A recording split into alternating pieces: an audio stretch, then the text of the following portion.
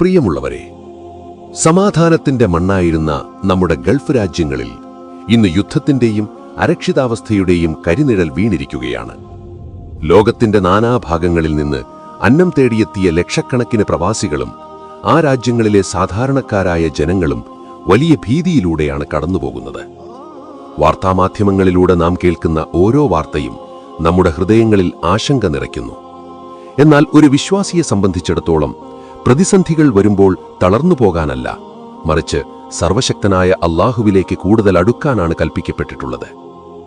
ഈ ആപൽഘട്ടത്തിൽ നമ്മുടെയും അവിടെയുള്ള സഹോദരങ്ങളുടെയും സംരക്ഷണത്തിനായി നാം മുറുകെ പിടിക്കേണ്ട 2 പ്രധാന പുണ്യകർമ്മങ്ങളെക്കുറിച്ച് എനിക്ക് നിങ്ങളോട് ഓർമ്മിപ്പിക്കാനുണ്ട്. അതിലൊന്ന് ഹസ്ബുനല്ലാഹു വ നിഅമൽ വക്കീൽ എന്ന ദിക്റാണ്. ഞങ്ങൾക്കല്ലാഹു മതി, ഭരമേൽപ്പിക്കാൻ ഏറ്റവും നല്ലവൻ അവൻ മാത്രമാണ് എന്നതാണ് ഇതിന്റെ അർത്ഥം. ഇബ്രാഹിം നബി അലൈഹിസ്സലാമിനെ തീക്കുണ്ടാരത്തിലേക്ക് എറിഞ്ഞപ്പോഴും പ്രവാചകൻ മുഹമ്മദ് നബി സ്വല്ലല്ലാഹു അലൈഹി വസല്ലമയെയും അനുചരന്മാരെയും ശത്രുക്കൾ വളഞ്ഞപ്പോഴും അവർ ഉറച്ചു പറഞ്ഞ വാക്കുകളാണിവ.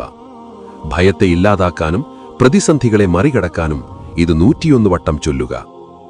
അതുപോലെ തന്നെ പ്രാധാന്യമുള്ളതാണ് ഖുർആനിലെ ഏറ്റവും മഹത്തായ വചനമായ ആയത്തുൽ കുർസിയുടെ പാരായണം. അല്ലാഹുവിന്റെ അജേയമായ അധികാരത്തെയും അവന്റെ സംരക്ഷണത്തെയും പറ്റി ഓർമ്മിപ്പിക്കുന്ന ഈ വചനങ്ങൾ 33 വട്ടവും ഭക്തിപൂർവം പാരായണം ചെയ്ത് പ്രിയപ്പെട്ടവർക്ക് വേണ്ടി ദുആ ചെയ്യുക. വീടുകൾക്കും കുടുംബത്തിനും നാടിനും കാവൽ നിൽക്കാൻ ഇതിനേക്കാൾ വലിയൊരു മന്ത്രമില്ല.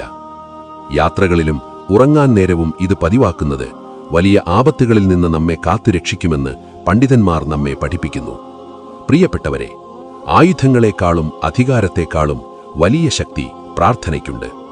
ഗൾഫ് രാജ്യങ്ങളിലെ യുദ്ധക്കെടുതികളിൽ നിന്ന് നമ്മുടെ സഹോദരങ്ങളെ അല്ലാഹു രക്ഷിക്കട്ടെ. അവർക്ക് സന്തോഷവും സമാധാനവും പ്രദാനം ചെയ്യട്ടെ. അസ്സലാമു അലൈക്കും.